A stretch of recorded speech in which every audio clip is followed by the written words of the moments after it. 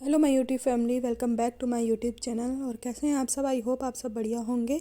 तो आज मैं शेयर करने जा रही हूँ अपने मटर चावल की रेसिपी। वैसे तो सभी अपनी अपनी मर्ज़ी से बनाते हैं, अपने तरीके से बनाते हैं, और मैं भी बनाती हूँ। मुझे भी खाने में काफ़ी टेस्टी लगती है। मैंने यहाँ पे 1 मुट्ठी के करीब मटर छील लिए हैं, साथ ही मैंने गोभी काट ली है, क्योंकि मुझे मटर के साथ गोभी मटर वाले चावल के साथ गोभी खाने में बहुत टेस्टी लगती है। लेकिन मैं इसे बहुत बड़े बड़े पीस ही काटती हूँ, यानी कि बड़ा पीस होता है तो उसमें 4 पीस ही करती हूँ, बहुत छोटे छोटे पीस नहीं करती मैं।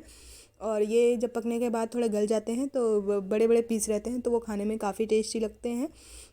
तो अगर आप डालना चाहें तो डाल सकते हैं, साथ ही आप आलू भी डाल सकते हैं अगर आपका मन है तो।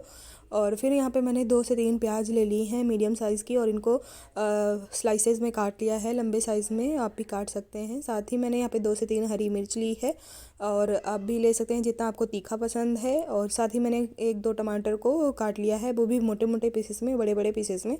साथ ही मैंने यहाँ पे चावल ले लिए हैं, तो ये बारीक मतलब पतले वाले चावल हैं। तो आप अगर चाहें तो बासमती राइस का यूज़ कर सकते हैं। साथ ही मैंने यहाँ पे तड़के के लिए जीरा ले लिया है। सारी सब्जियों को और चावल को मैंने धुल करके अच्छे से रख लिया है। मैंने चावल भिगोए नहीं हैं, क्योंकि हमारे यहाँ घर के जो गांव के खेत के चावल होते हैं तो वो पक कर के मुलायम ऑलरेडी हो जाते हैं, एक ही सीटी में बढ़िया आराम से पक जाते हैं और काफ़ी टेस्टी लगते हैं खाने में। बासमती राइस से भी काफ़ी अच्छे लगते हैं हमारे गांव के चावल खाने में।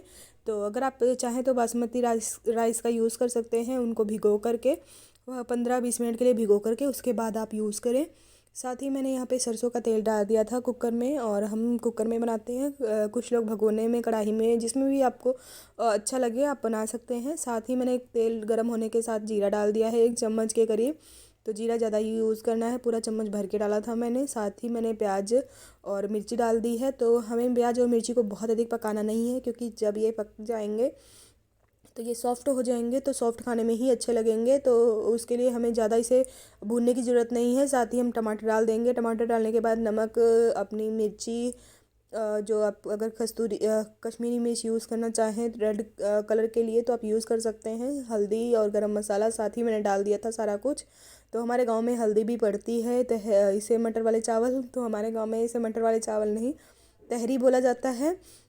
लेकिन अब सभी लोग अब मटर वाले चावल बोलने लग गए हैं। फिर मैंने सभी को अच्छे से तड़का लगाने के बाद में उसमें डाल दी थी अपनी सब्जियां, कटी हुई टमाटर और गोभी डाल दी थी। साथ ही मैंने उसमें चावल मिला दिए हैं और मिक्स कर दिया है अच्छे से। और उसको धनिया भी मैंने फ्लेवर के लिए धनिया डाल दी है, अगर आप चाहें तो डाल सकते हैं, अगर नहीं आपको पसंद है तो आप मत डालिए, लेकिन फ्लेवर काफ़ी अच्छा आता है। और ऊपर से बाद में हम डाल नहीं सकते, क्योंकि फिर डाल करके फिर ढक्कन बंद करना पड़ेगा। तो उससे अच्छा है कि पहले ही डाल दो, और 2 ही सीटी में हमारे चावल पक करके तैयार हो जाएंगे। और पानी यहाँ पे मैंने अपने हिसाब से रखा है।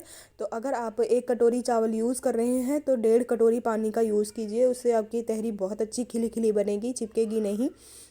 और आपने चावल पहले से भिगो करके रखे हैं तब भी 1 कटोरी चावल में 1.5 कटोरी ही पानी यूज़ कीजिए, तो उससे काफ़ी अच्छे से पक जाएगी आपकी तहरी। ये देखिए मेरी 2 सीटी के अंदर ही चावल अच्छे से पक गए हैं, तहरी बन करके तैयार हो गई है।